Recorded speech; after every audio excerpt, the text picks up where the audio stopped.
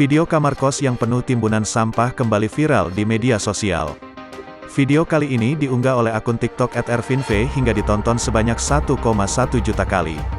Nampak dalam video itu sebuah kamar kos yang terdapat banyak sampah plastik. Seperti bekas sisa makanan, sedotan, tusukan bambu, kertas, dan sampah plastik lainnya.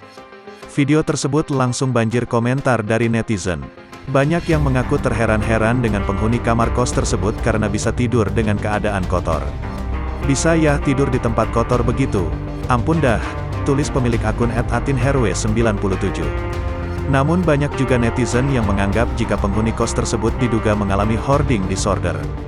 Hoarding disorder sendiri merupakan salah satu penyakit mental, di mana sang penderita mengalami kesulitan mengeluarkan atau berpisah dengan benda-benda yang dimiliki. Seperti ingin menyimpan benda-benda tersebut, salah satunya tumpukan sampah dan sisa makanan milik sang penderita. Dia kena gangguan hoarding disorder, kayak sulit berpisah sama barang yang ditimbunnya, tulis komentar dari @noviaputri. Saat dikonfirmasi oleh Tribun Tanda Hubung Video.com pada Senin, tanggal 27 Desember tahun 2021, pemilik akun @ervinv membenarkan video tersebut. Ervin, 28, menjelaskan kejadian tersebut terjadi di salah satu indekos di wilayah Karanganyar, Jawa Tengah. Itu kos-kosan di daerah Karanganyar Kak, terangnya. Ia menjelaskan saat itu sang pemilik kosan bermaksud ingin menagih uang kos karena sudah menunggak. Ketahuannya orangnya belum bayar kos Kak, tapi gak tahu berapa bulan, jelasnya. Namun penghuni kos tersebut diduga sudah seminggu tidak pulang ke kos. Sang pemilik kos kemudian berinisiatif membuka kamar tersebut.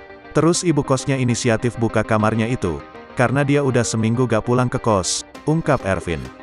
Tak disangka, ia pun mendapati kamar kosan tersebut penuh dengan sampah hingga sisa-sisa makanan.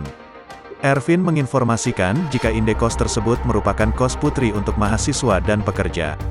Kos mahasiswa sama pekerja Kak, kebanyakan yang koas yang dekat sama RS, terangnya. Penghuni kamar tersebut diduga seorang pegawai sebuah toko dan hingga kini belum diketahui keberadaannya.